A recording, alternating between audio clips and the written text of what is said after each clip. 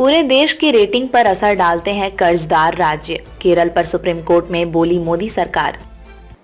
नमस्कार, आप देख रहे हैं यूपी न्यूज 24 और मैं हूं आपके साथ खुशी। आइए नजर डालते हैं आज के लेटेस्ट न्यूज अपडेट पर।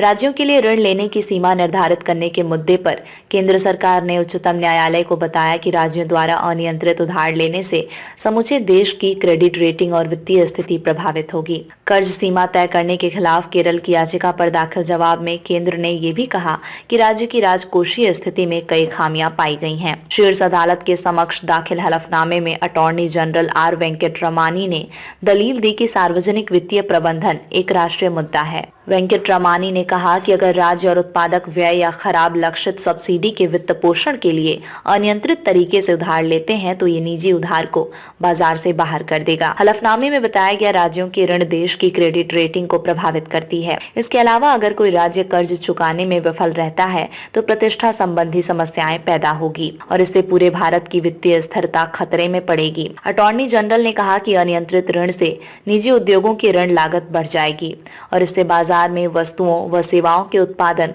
और आपूर्ति पर प्रतिकूल प्रभाव पड़ेगा। हलफनामे के मुताबिक अधिक ऋण लेने के परिणाम स्वरूप राज्य की ऋण भुगतान देनदारियों में वृद्धि होगी और विकास कार्यों के लिए धन की उपलब्धता कम हो जाएगी, जिससे लोगों का विकास बाधित होगा और राज्य की आय को हानि पहुंचेगी। इससे राष्ट्रीय आय की भी हानि होगी। विभिन्न सामाजिक और अन्य समस्याएं भी पैदा हो सकती हैं। वेंकटरमानी ने जिक्र किया कि सभी राज्यों को किसी भी जरिए से उधार लेने पर केंद्र सरकार से मंजूरी लेने की आवश्यकता है। उन्होंने कहा कि केंद्र सरकार अनुमति देते समय पूरे देश की व्यापक आर्थिक स्थिरता के समग्र उद्देश्यों को ध्यान में रखती है और अनुच्छेद 293(4) के तहत इसकी अनुमति मांगने वाले राज्य के लिए उधार लेने की सीमा तय करती है।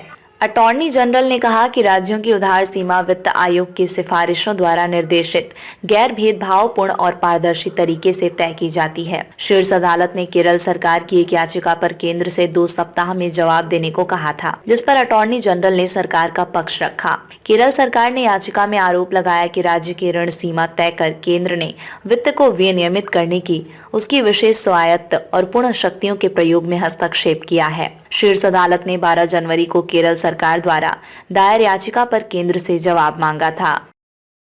खबरों में अब तक के लिए बस इतना ही। फिर होगी आपसे मुलाकात ऐसी एक और बड़ी खबर के साथ। तब तक के लिए नमस्कार और देखते रहिए यूपी न्यूज 24।